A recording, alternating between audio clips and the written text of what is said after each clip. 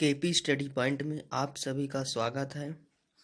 हम पढ़ रहे थे रेलवे की महत्वपूर्ण जानकारी।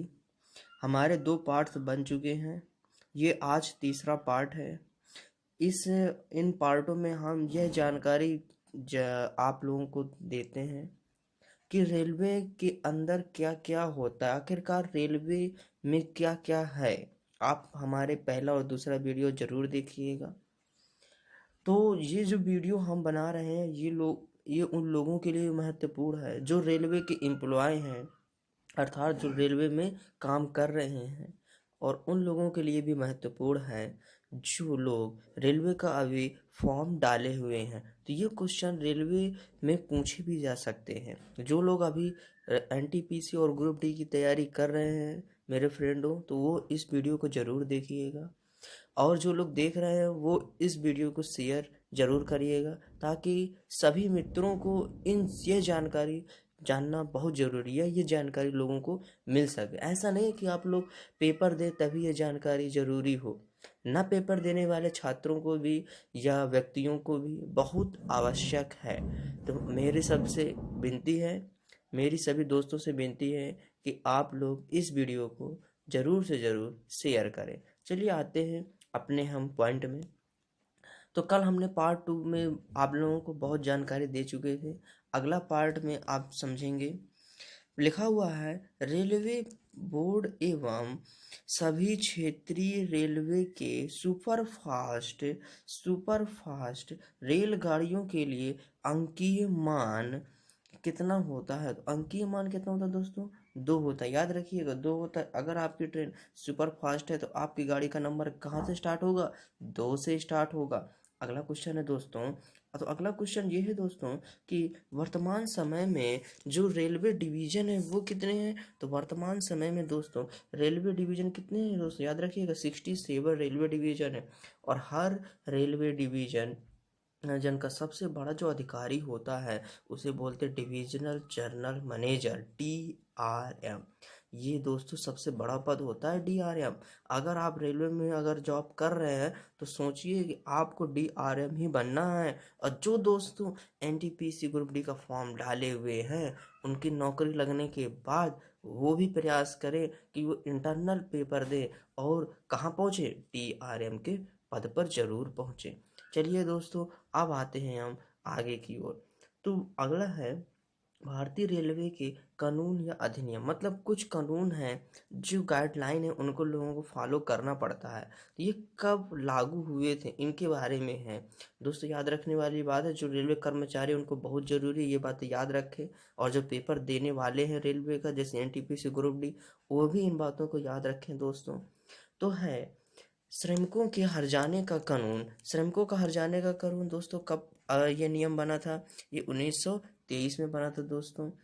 अगला है भारत ट्रेड यूनियन कानून 1926 में बना था। ये बहुत वेरी वेरी इंपॉर्टेंट है दोस्तों, याद रखिएगा। वेरी वेरी इंपॉर्टेंट है ये दोस्तों, ये आपको बहुत ही याद रखना है कि भारतीय ट्रेड यूनियन कानून कब बना था? 1926 में बना था। आगे आते हैं दोस्तों हम मजदूरी भुगतान कानून कब बना था? तो मजदूरी भुगतान कानून 1936 को कानून आया था ये वाला। अगला आते हैं औद्योगिक विवाद कानून कब आया था? 1947 में आया था। कारखाना कानून कब आया था?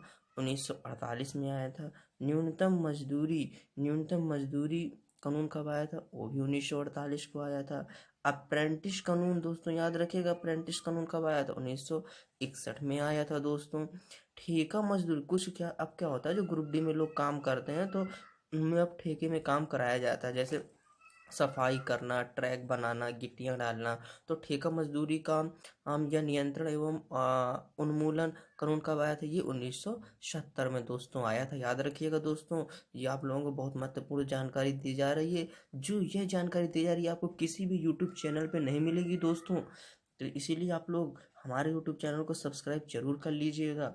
राज्य भाषा नियम कब बना था? 1976 को बना था। रेलवे कर्मचारी कार्यकाल नियम कब बना था? 1951, 56 और 61। ये जो लिखे संशोधन किया गया है, पहले 1951 में आया था, फिर संशोधन करके 56 में, फिर 61 में आया। अब जो 61 वाला चल रहा है दोस्तों, ठीक है। कर्मचारी बीमा योजना कब आया था? कर्मचारियों के लिए बीमा भी होती है, तो वो आया था 1977 में। ये सिर्फ रेलवे के लिए है दोस्तों। समूह बीमा योजना कब हुआ था? 1980 में दोस्तों आया था। अब आते हैं कुछ और महत्वपूर्ण जानकारी जो आप लोगों के लिए बहुत महत्वपूर्ण है दोस्तों। अगला है रेल संचालक कंपनियों का विलय। सबसे इससे पहले जब रेलवे चल रहा था, तो इससे पहले हमारे यहाँ अंग्रेजों का राज्य चल रहा था, तो उनकी कुछ कंपनियां थी जो रेल संचालन कर रही थी। फिर उन कंपनियों को धीरे धीरे ब्रिटिश शासन में विलय किया गया। इसके बाद जब भारत आज़ाद हो गया 1947 में, तो वो भारत में विलय हो चुका था। ठीक है, आते हैं तो रेल संचालक कंपनियां पहले कौन कौन सी चल रही थी। पहली जो रेल संचालक दोस्तों कंपनी थी, उसका नाम था ईस्ट इंडियन रेलवे। तो ईस्ट इंडियन रेलवे पहले चल रही थी। ईस्ट इंडियन रेलवे का रेलवे ये ट्रेन चला रही थी। इसका सरकार में या अंग्रेजी सरकार में कह सकते हैं विलय हो गया था। कब? 1/1/1925 को हो गया था। इसके बाद और एक कंपनी है ग्रेट इंडियन पेनिनसुला रेलवे। ये भी एक कंपनी है जो ट्रेन चला रही थी। इसका भी सरकार में विलय इसका हुआ था 1/7/1925 में। इसका विलय दोस्तों हो गया था। आगे की ओर आते हैं तो आगे है दोस्तों Bombay Baroda and central Indian railway. इसका जो सरकार में विलय हुआ था 1/1/1942 को हुआ था दोस्तों। ये आपको कंपनी याद रखनी कि पहले कौन कौन कंपनियां थी और वो सरकार में विलय होती गई। ठीक है, आगे है असम बुनगल रेलवे। इसका जो सरकार में विलय हुआ था 1/1/1942 में हुआ था। अवध एंड तिरहुत रेलवे का विलय सरकार में कब हुआ था? 1/1/1943 में हुआ था। आगे की ओर आते हैं दोस्तों Madras and southern Marahatta railway. इसका विलय कब हुआ था दोस्तों? तो इसका विलय सरकार में हुआ था 1/4/1944 को हुआ था। अगला है साउथ इंडियन रेलवे। दोस्तों याद रखिएगा, साउथ इंडियन ये पूछा जाता है बहुत बार कि साउथ इंडियन रेलवे का भारतीय सरकार में कब विलय हुआ था? तो 1/1/1944 को हुआ था। ये बेटा दोस्तों याद रखिएगा, ये बहुत ही महत्वपूर्ण क्वेश्चन है, वेरी वेरी इंपॉर्टेंट दोस्तों, इस पे लगा लीजिएगा। ठीक है, नोट कर लीजिएगा। बंगाल नागपुर रेलवे जो है इसका विलय कब हुआ था? 1/10/1944 को हुआ था। अब हम आगे की ओर आते हैं दोस्तों। आगे महत्वपूर्ण जानकारी विभिन्न रेलवे गेजों पर परिचालन गति, मतलब कितनी गति से आप गाड़ी को ले जा सकते हैं या कौन सी ट्रेन कितनी स्पीड से चलती हैं। तो हम बात करते हैं यात्री गाड़ी की। तो यात्री जो गाड़ी है वो जो कुछ गाड़ियां हैं जो 160 से 200 किलोमीटर प्रति घंटा की रफ्तार से चलती हैं, उन्हें सुपर फास्ट ट्रेन कहते हैं। वो ट्रेन ब्रॉड गेज पर चलता है। अधिकतर इस समय जो ट्रेनें चल रही हैं वो ब्रॉड गेज पर ही चल रही हैं। ये जो 160 से 200 किलोमीटर प्रति घंटा की रफ्तार से ट्रेन चलती हैं, ये लंबी दूरी की ट्रेनें होती हैं दोस्तों। कैसी ट्रेन होती है? लंबी दूरी की ट्रेन होती हैं और इसमें 26 कोच लगे होते हैं। दूसरी, अगर कोई ट्रेन सिर्फ 160 किलोमीटर की रफ्तार से चल सकती है तो उसे बोलते हैं फास्ट इंटरसिटी ट्रेन बोलते हैं। वो भी ब्रॉड गेज पर ही क्या करती है? कार्य करती है। हाँ तो दोस्तों ये भी ब्रॉड गेज पर कार्य करती है। और इस पर कितने कोच होते हैं दोस्तों? इस पर भी 26 कोच होते हैं। ये भी लंबी दूरी की ट्रेन होती है। अगला है 120 किलोमीटर प्रति घंटा। अगर कोई ट्रेन 120 किलोमीटर प्रति घंटे से चल रही है तो इसे फास्ट इंटरसिटी ट्रेन कहते हैं। लेकिन इसमें कोचों की संख्या क्या कर देते हैं? कम कर देते हैं। कितनी हो जाती है? 24 कोच हो जाते हैं। अगला आते हैं, अगर मालगाड़ी है, वो तो यात्री गाड़ी की बात थी दोस्तों। अगर मालगाड़ी है तो मालगाड़ी अगर 75 किलोमीटर प्रति घंटे से चल रही है तो ब्रॉड गेज पर चलेगी। अगर वो सॉरी अगर 100 किलोमीटर प्रति घंटे से चल रही है तो ब्रॉड गेज पर चलेगी। अगर 75 किलोमीटर प्रति घंटे से चल रही है तो मीडियम गेज पर चलती है। और अगर 110 किलोमीटर और अगर 110 किलोमीटर प्रति घंटे की दूरी से चल रही है या 110 किलोमीटर प्रति घंटे की रफ्तार से चल रही है तो वो भी क्या ब्रॉड गेज पर चलेगी। लेकिन लंबी दूरी के स्पीड लिंक से चलेगी, मतलब वहाँ पे और कोच जोड़े जाएंगे या बोगी क्या हो जाती जोड़ी जाएंगी। अब हम आते हैं आगे की ओर। आगे की ये जो जानकारी है बहुत ही महत्वपूर्ण है दोस्तों, याद जरूर रखिएगा। आगे जो महत्वपूर्ण जानकारी है वो है रेलवे में निःशुल्क सामान ले जाने के वजन, मतलब आप निःशुल्क ले जा सकते हैं। और बाकी अगर सामान इससे भारी सामान ले जाना तो आपको वहाँ से पहले बुकिंग करनी पड़ती है। वो जो जाएगा वो लगेज बोगी में जाता है। ठीक है दोस्तों, तो याद रखिएगा कौन कौन है आपको बताते हैं हम। तो पहला है, अगर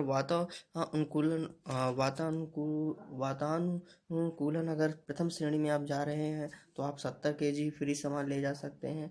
अगर आप वातानुकूलन 2 टियर अगर शयनयान मतलब स्लीपर प्रथम श्रेणी में जा रहे हैं तो 50 kg ले जा सकते हैं। अगर आप वातानुकूलन कुर्सीयान या AC 3 टियर शयनयान में जा रहे हैं तो आप 40 kg का फ्री वजन ही ले जा सकते हैं। आगे की ओर दोस्तों आते हैं, अगर आप द्वितीय श्रेणी शयनयान में जा रहे हैं मतलब सेकेंड श्रेणी स्लीपर में जा रहे हैं तो 40 kg आप फ्री सामान ले जा सकते।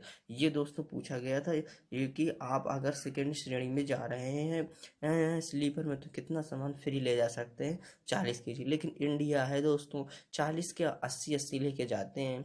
ठीक है, आगे देखिए, द्वितीय श्रेणी अगर सामान्य श्रेणी है मतलब सेकेंड क्लास अगर जनरल है तो 35 kg ले जाते हैं, लेकिन सबसे ज़्यादा सबसे कम इसी में ले जाते हैं। लेकिन दोस्तों होता क्या है, सबसे ज़्यादा लोग फ्री सामान प्रथम से ये इसलिए जनरल पर ही लेके जाते हैं। लेकिन अलाउ कितना है दोस्तों, सिर्फ 35 kg। लेके कितना जाते हैं, 3-3 बोरी, 1-1 टन। तो दोस्तों इंडिया है ये, इंडिया। आगे की ओर दोस्तों आते हैं, विभिन्न रेल टिकटों के बेटा सॉरी, ये दोस्तों आप लोगों को बहुत ही महत्वपूर्ण है मेरे फ्रेंडों, बहुत ही महत्वपूर्ण है। विभिन्न रेल टिकटों के रंग कैसे होते हैं ये आप दोस्तों याद रखिएगा। चलिए हम बताते हैं, अगर आप वातानुकूलन प्रथम दर्जा या प्रथम श्रेणी का आप टिकट परचेज करते हैं तो आपका टिकट का रंग कैसा होगा दोस्तों, सफ़ेद होगा। अगर आप वातानुकूलन कुर्सीयान दर्जा वाला टिकट परचेज करते हैं तो टिकट का रंग दोस्तों कैसा होगा, नारंगी होगा। आगे की ओर हम बात दोस्तों करते हैं, अगर वातानुकूलन सेकेंड टियर है आपका, ठीक, AC सेकेंड टियर है तो हरा टिकट का रंग होगा। पहला दर्जा का अगर सेकेंड टियर है आपका स्लीपर तो हरा कलर का ये भी होगा। अगर द्वितीय दर्जा का ये साधारण सेकेंड टियर है तो इसका कलर कैसा होगा दोस्तों, पीला कलर का टिकट होगा। जो लोग जाते हैं उनको टिकट मिला होगा दोस्तों, ज़रूर मिला होगा। ठीक है, अगर आगे की ओर बात करते हैं, शयनयान मेल या एक्सप्रेस है तो उसका टिकट हल्का भूरा लोग दोस्तों, आप लोग एक्सप्रेस में ज़रूर गए होंगे, देखिएगा आपका टिकट भूरा मिला होगा। अगला देखते हैं दोस्तों, सम्मिलित दर्जा मतलब कोई भी टिकट हो जो सम्मिलित दर्जा का है, ऊंचे दर्जे का रंग सिर पर 2 दर्जे की छाप होती है दोस्तों इसमें, तो ये याद रखिएगा दोस्तों। आगे की ओर आते हैं, आगे की ओर है सम्मिलित मेल एक्सप्रेस व साधारण कार्ड टिकट है तो इसका रंग कैसा होगा दोस्तों, मेल एक्सप्रेस के टिकट के जैसे ही होगा, मतलब भूरा कलर का ही होगा। अगला है दोस्तों जो महत्वपूर्ण है, दूसरा दर्जा मेट्रो रेलवे एवं SPT छपी हुई या अगर आप टिकटें ले रहे हैं तो उसका कलर कैसा होगा दोस्तों, पीले कलर का होगा दोस्तों। अगला है, अगर आप प्रथम दर्जा मेट्रो का ले रहे हैं, मेट्रो का अगर दोस्तों टिकट ले रहे हैं तो हरा कलर का मिलेगा। अगर वातानुकूलित 3 टियर अगर शयनयान मतलब स्लीपर अगर का टिकट ले रहे हैं दोस्तों कैसा मिलेगा, हरा कलर का ही आप लोगों को मिलेगा। चलिए दोस्तों इतना ही रहने देते हैं, ज़्यादा हुआ जा रहा है। अगला पार्ट में हम इस रेलवे की और महत्वपूर्ण इसकी आगे की जानकारी बताएंगे दोस्तों आप लोगों को।